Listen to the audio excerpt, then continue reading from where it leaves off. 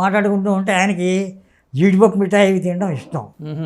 యేచూరి గారు ఇప్పుడు జీడిపప్పు బెల్లం మిఠాయి తింటే ఎంత బాగుంటుంది అన్నాడు. తింటారా అన్నాను. తింటారా ఏంటిది ఊటీ అయ్యా బాబు, మనకి మెడ్రాస్కి మీరు ఫోన్ చేసి ఆ షాపు వాడు ఫ్లైట్కి పంపించి లేకపోతే మా ఇంటికి పంపించి మా ఇంట్లో వాడు ఫ్లైట్కి వచ్చి అందిస్తే రేపు రాత్రి ఫ్లైట్కి వస్తుంది, 5 నిమిషాల్లో వస్తుంది. 5 నిమిషాల్లో వస్తుందా? వండర్ అన్నాడు. నిమిషంలో కావాలా? 5 నిమిషాల్లో కావాలా? 10 నిమిషాల్లో కావాలా? మీరు అడిగింది అన్నాడు.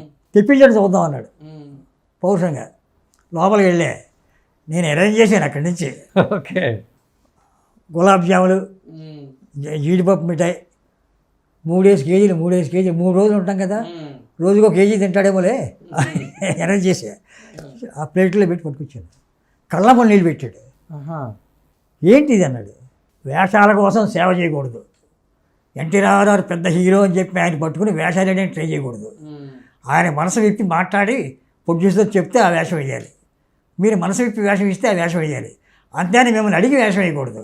మీకు నేను నచ్చాలి కదా, నా టాలెంట్ ఉందని మీరు తెలుసుకోవాలి కదా, నాకు ఏ వేషం ఇవ్వాలో వీడికి ఆ వేషం ఇస్తారు కదా, నేనేదో మీ పక్కన సైడ్ వేషం వేసేద్దాం ఇలా అనుకుని నేను చేయకూడదు.